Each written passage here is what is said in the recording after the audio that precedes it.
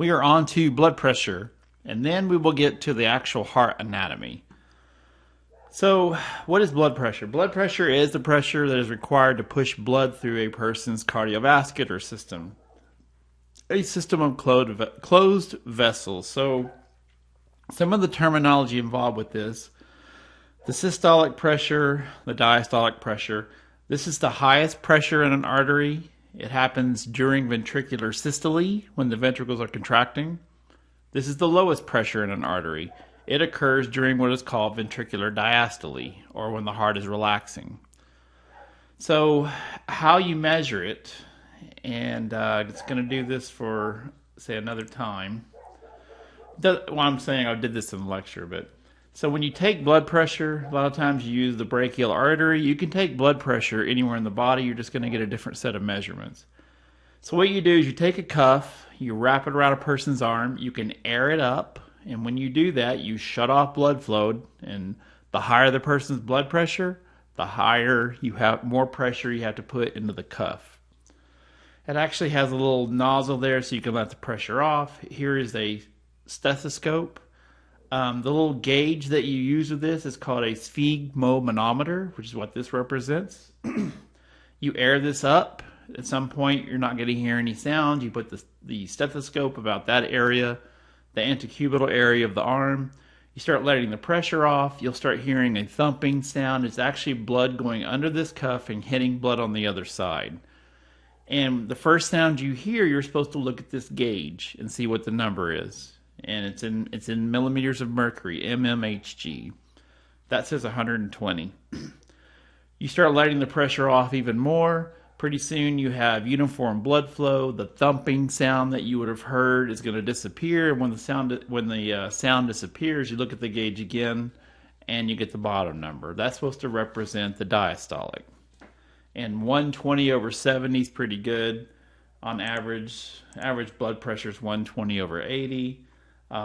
There's that diagram. But yeah, it does depend on, excuse me, if you're male, female, your size. But it's important to know what each represents. This is the highest pressure in an artery. It occurs during ventricular systole. And this is the lowest pressure in an artery. And it occurs during ventricular diastole.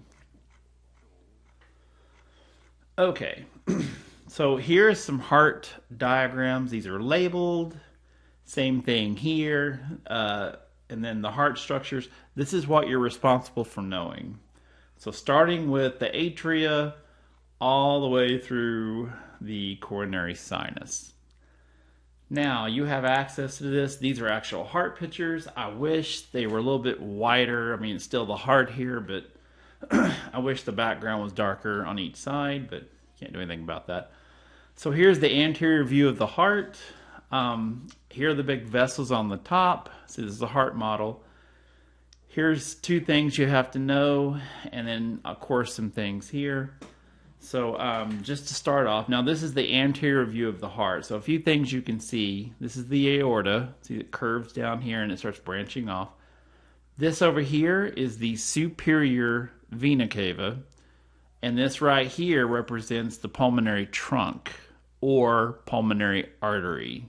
And you can see it branches into the left and the right going that way.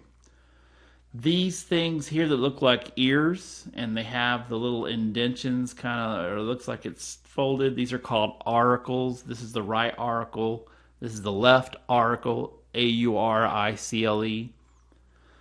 These are coronary vessels. That's a coronary artery. These are cardiac veins or coronary artery and veins, although these are technically called cardiac veins. Anyway, there is a groove. There is a groove that goes right across here. Okay, that's called the anterior interventricular sulcus. So on your list, see it right there, the anterior interventricular sulcus, and you can see it right there. It goes right across the top, the front. It is actually a groove, and yes, there's some big vessels that go right down it. Now, if you take this part off, see, just by itself, the front of the heart, these models allow you to take them apart. You can still see the anterior interventricular sulcus, and then here's the right auricle, here's the left auricle, some more coronary vessels. This is a cross section, so when you take this part off, this is what's left behind, so you can see the inside of the heart. So let's do the 4 chambers and the 4 valves. This up here on the side, which looks like this, it's just the camera angle. This is the right atrium. This is the left atrium. How do you know you're on the left side? See how thick the wall of the ventricle is on the left side? That's how you know this is left, and the right you can see is not near as thick. Right atrium, left atrium. This chamber down in this area is the right ventricle. This is the left ventricle. The 4 valves, this is the tricuspid valve. It's got 3, you can actually see them, 1, 2, 3 cusps. It's on the right side. It's called an atrioventricular valve because it's found between the atria and the ventricles, or an AV valve. But the name of it is a tricuspid. This is the bicuspid valve. It's between the left atrium and the left ventricle. It is also an AV valve. This here looks like a tooth, is the pulmonary valve, and then you can barely see it peeking around the corner there. See this other white, not this, but that right there is the aortic valve. So here's the pulmonary valve, here's the aortic valve. Now another thing you can see here, you see the ventricles have a wall between it. It's actually made of myocardium. This is called the interventricular septum.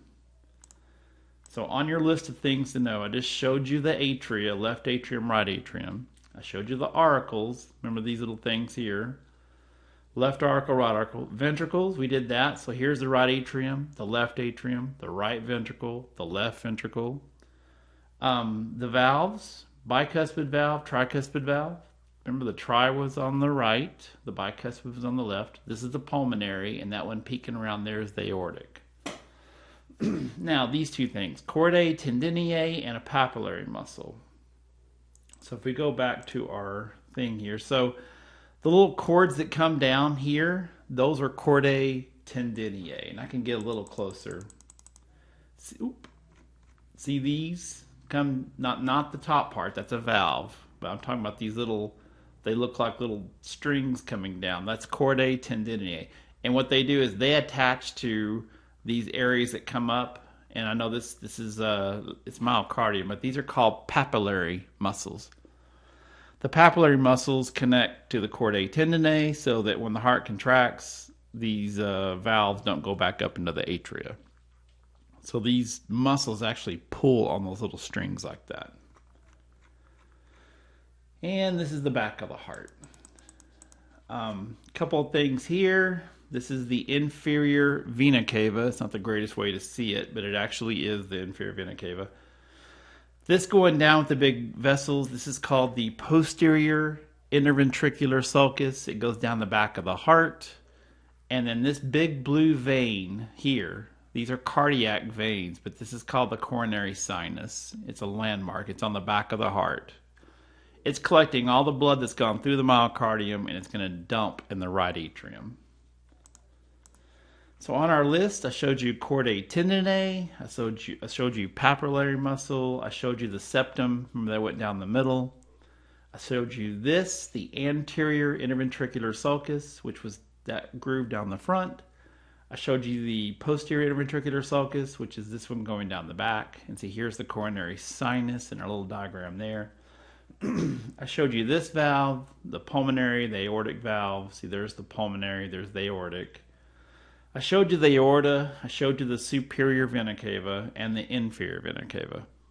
The only thing I didn't show you, and this is from the lecture, those are actually really good.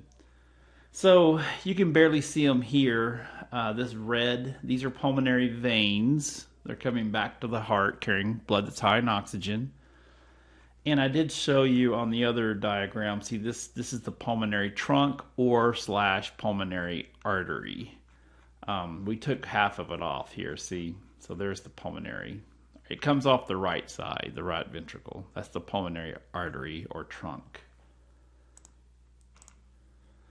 Okay, I showed you pulmonary veins, pulmonary arteries, and I showed you the coronary sinus. Now on our heart, on our heart diagram, so we have this heart here, Let me go down a little further. So you have these pictures if you want to look at them. And then we have this other heart model. So I'm going to go through that one as well. Here's the aorta. Here is the pulmonary trunk / artery. This over here would be the superior vena cava. You can see the folds here. Those are auricles. This is the left auricle. This is the right auricle. It's not great on here. This is the anterior interventricular sulcus with some coronary vessels. Now, this happens to be a back view. See these two little red guys here? That's the pulmonary veins. Okay, remember the diagram we were going off of here? I'll make it a little bigger. See the two reds, and over here, the two reds? Those are pulmonary veins. They're coming back to the heart. So you can actually see them, and then you also can see the aorta here. This is the pulmonary artery. See, it's coming up, and that goes to the lungs. This is the left side. That's the left atrium. This is the left ventricle. That's the bicuspid valve. You can see the chordae tendineae, little strings, and you can see the pulmonary veins on here. A little closer look. See, those are the little strings, chordae tendineae. This is the left ventricle, the left atrium. There's the aorta. This is actually the trachea. That's an esophagus, believe it or not. This is the superior vena cava. A little different view. Here's the pulmonary trunk / artery. Here's the aorta, and then it's got the branches coming off of it.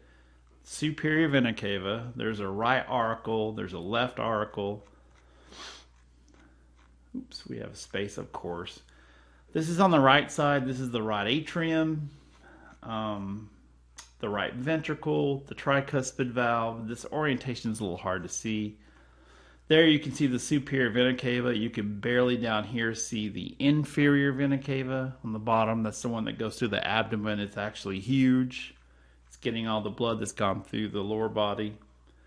This is a good view. See, there's the right ventricle. If you open this side up, would be the left ventricle. There's the pulmonary trunk, the superior vena cava, the aortic arch or aorta here.